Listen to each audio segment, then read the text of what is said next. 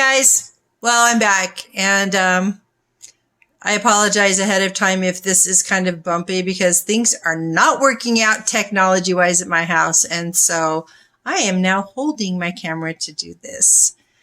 We'll get it figured out by next week, I'm sure. Maybe this is going to be a great message, and everything's trying to stop me from doing it. Let's put it that way, right? So, what I was thinking of is that for this week, I'm only going to do a message like once a week because a lot of this stuff you need to really practice and work on.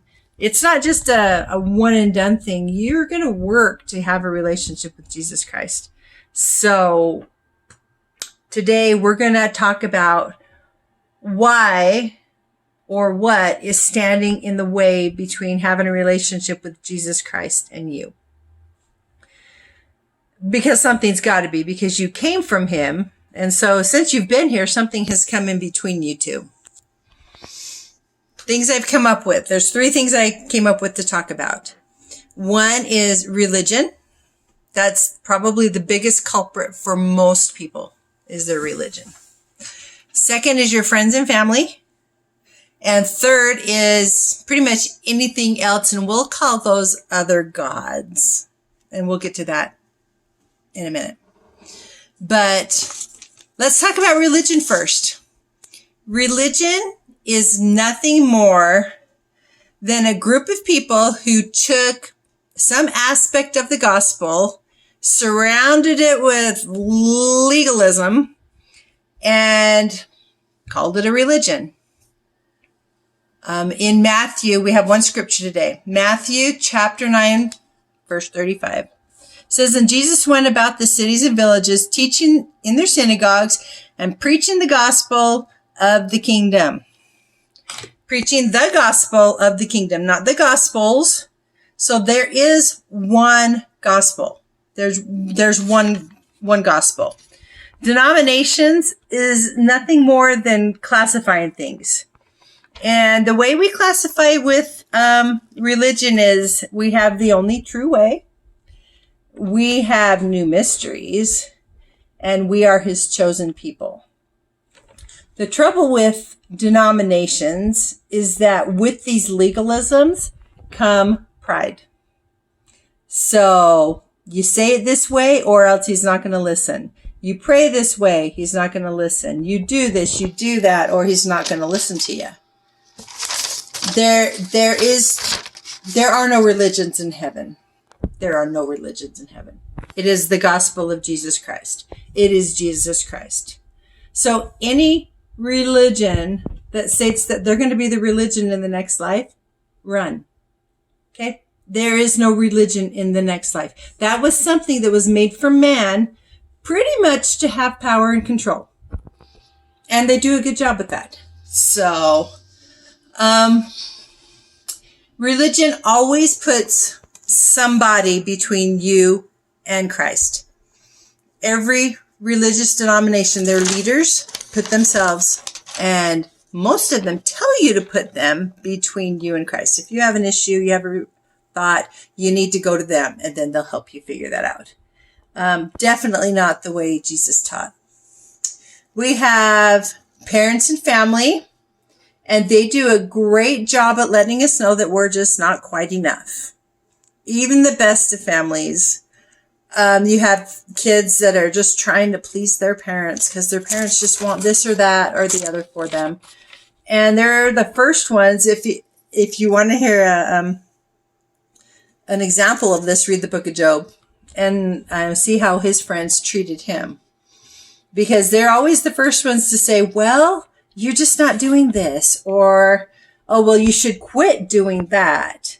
And then this wouldn't have happened to you. Or then, he'll listen to your prayers then. You have to go to this certain place. You have to go to the church. You have to go to the temple. You have to go somewhere so that you can get right with God. That's what your families do. Some of your religions do that. Years ago, there was a church that you could buy indulgences, and these indulgences was money, and you would pay them so that you could keep in good standing with God and the church.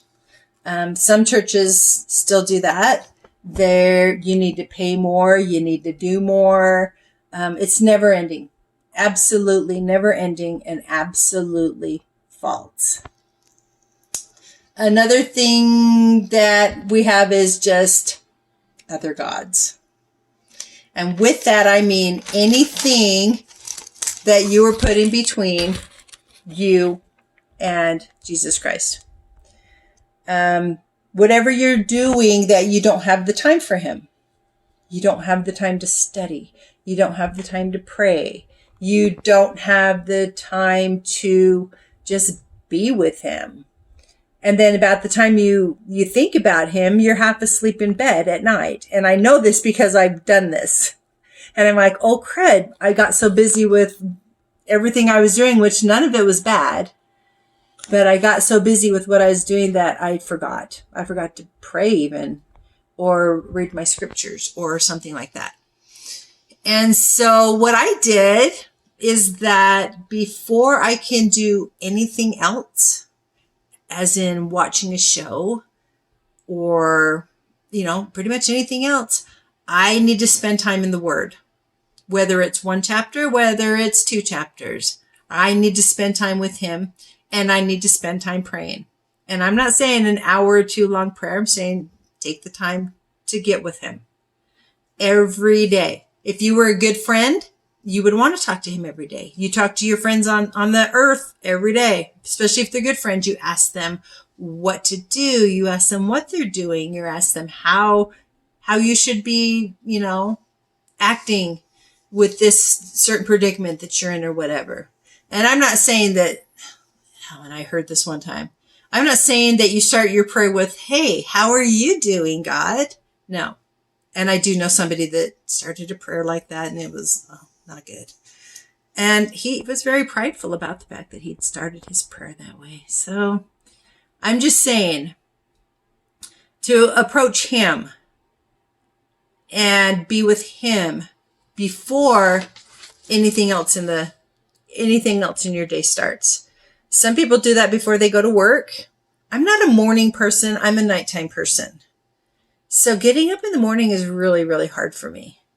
And so usually mine's after breakfast, after I've got things going for the day. I spend time with him. So we need to, for the next week, there's just some things to do, because there's no reason to learn about something if somebody's not going to tell you what to do with it. So for this week, this is what we're going to try to focus on. And I wrote it down because I forget things.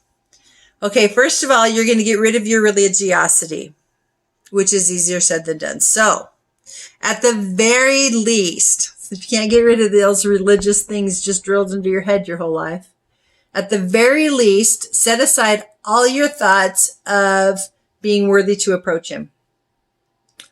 There's not a man on this earth that can tell you whether you're worthy to approach him or not. So assume that you are. If you're in a church that likes to hit worthiness, just for that next week, you are worthy in every single way to have a relationship with him, because you are. Okay, approach him as a long lost friend. Believe in your heart he really wants to talk to you. So a lot of people are afraid to pray. They're afraid they're going to say the wrong thing, or they're just afraid they're going to go blank or whatever. So what I do is I picture him sitting right next to me or standing right in front of me, and I'm having a conversation with him, just as if I'm having a conversation with this. I tell him what's going on. I tell him what I'm grumpy about. I tell him what I'm happy about. I tell him what I'm looking forward to doing. I tell him my hopes, my dreams, my failures, whatever you want to do. Picture him right in front of you as a long lost friend. And if you're having a hard time finding time for him, you need to plan. You need to make planning your first thing you do every day. Is, when am I going to do this? And you know what? I have listened to my scriptures in the car. And I've had thoughts come to me while I was driving. I don't know. I don't know what's going to work for you. I can just tell you what works for me. And putting him as a priority is what I've had to do. Because if I don't put him and prioritize him first, everything else gets in the way. Everything. So foundationally, we're gonna work on figuring out why or what is standing in that relationship in between you. And only you know. Only you know. So there's a few ideas. I might not even hit the right idea for you, but hopefully this will start your brain going so that you can, maybe something will come into your head and you're like, oh, wow, that's what's standing in between. It's an inside belief of mine from this or that or the other. So that's what we're going to work on for the next week. And I promise you, as you plan and you pray and you read, there's going to be changes in your life. Maybe it's just more peace. Maybe it's strokes of genius. Maybe you'll have an all-out visitation. Who knows? But something's going to change in your life this week.